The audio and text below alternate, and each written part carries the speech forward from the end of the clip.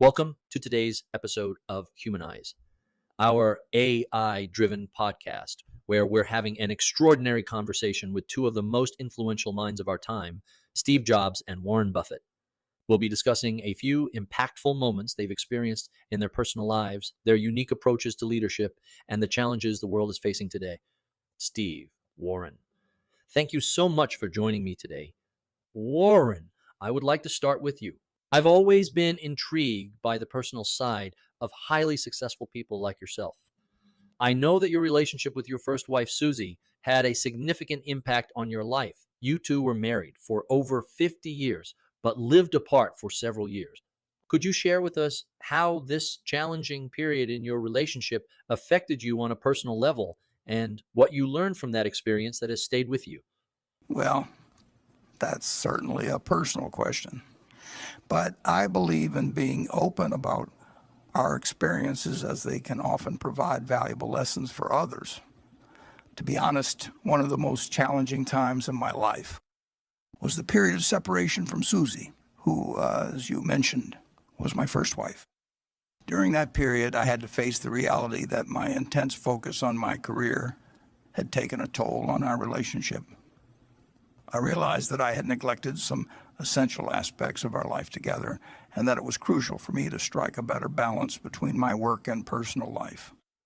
It was a difficult lesson to learn, but it has made me a better person in the long run.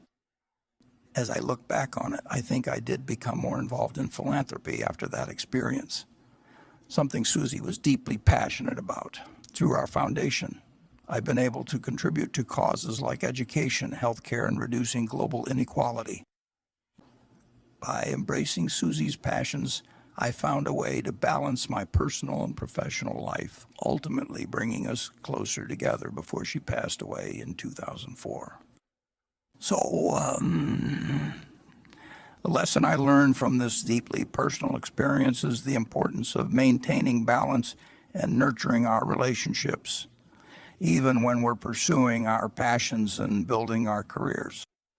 That is touching to hear. Thank you for your openness to discuss such a transparent matter. Steve, my question for you. It's again a bit of a personal question, but it is one that has intrigued me for quite a while. You have a reputation for being a demanding and tough leader.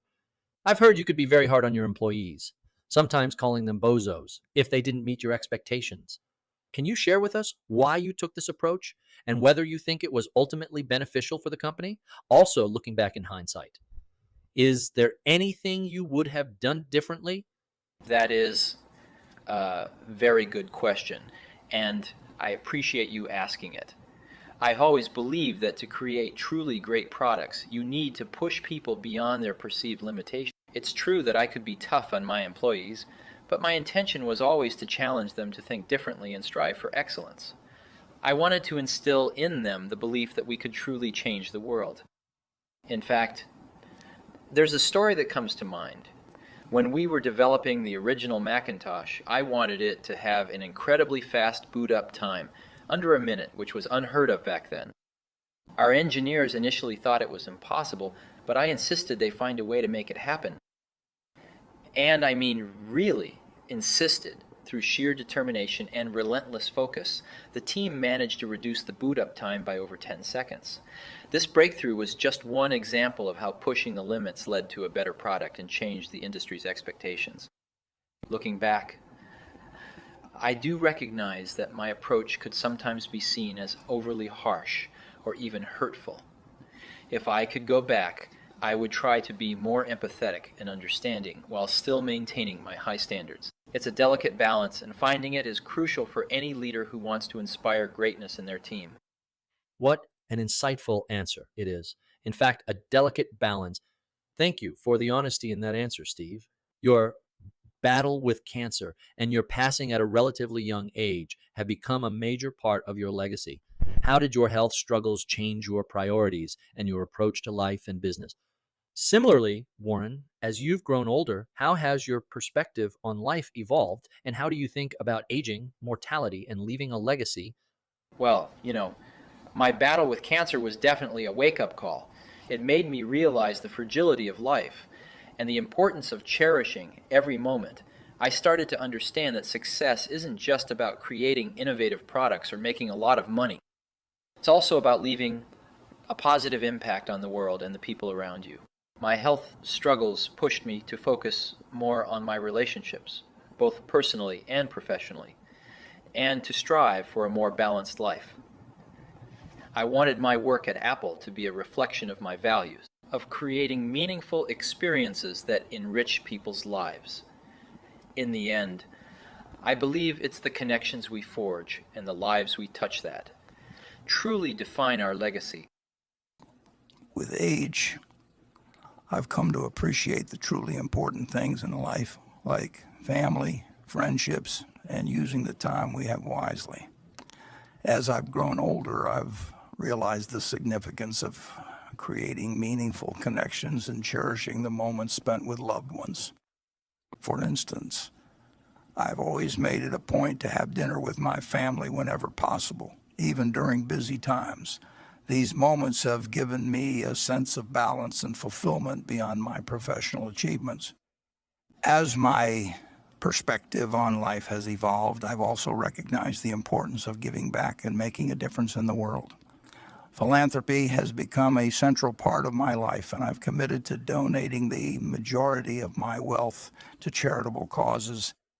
I hope that my legacy is not only defined by my investments in wealth, but by the positive impact I've had on society and the countless lives I've helped to improve through my philanthropic efforts. Steve, your journey with Zen Buddhism and your trip to India played a significant role in shaping your personal beliefs and approach to life. How do you think these spiritual experiences influenced your leadership style at Apple? Warren, you are known for your frugal lifestyle and philanthropic efforts.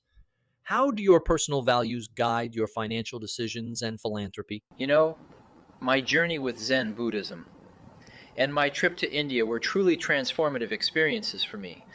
They taught me the importance of mindfulness, simplicity, and the interconnectedness of everything around us. I believe these experiences really shaped my perspective on life and, in turn, influenced my leadership style at Apple. I learned to focus on the essential elements of a product to create a simple, clean, and intuitive user experience. I also realized that there is a sense of beauty and harmony and simplicity, which I tried to bring to Apple's design language. On a personal level, these experiences helped me connect better with people and appreciate the value of every individual's contribution to our collective success. As for me, my frugal lifestyle and personal values have always been a significant part of who I am, even as my wealth has grown over the years. I believe in living a simple life and investing in experiences and relationships rather than material possessions. This mindset has influenced not only my financial decisions, but also my philanthropic efforts. I have always felt that with great wealth comes great responsibility, and I've been inspired by the idea of giving back to society through initiatives like the Giving Pledge. In my personal life, I try to instill these values in my children and those around me, emphasizing the importance of living a meaningful life focused on helping others and contributing positively to the world. Thank you so much, Steve and Warren, for sharing those profound and personal insights. It's clear that your experiences have shaped not only your approach to business, but also your perspectives on life, relationships, and personal growth. As we come to the end of our podcast, I hope our listeners have found inspiration and valuable lessons from your stories. We all have unique journeys that can teach us about ourselves and the world around us, and it's essential to take the time to reflect and learn from them. Once again, thank you both for joining us today, and to our listeners, stay tuned for our next episode, where we'll continue to explore the lives and insights of fascinating people.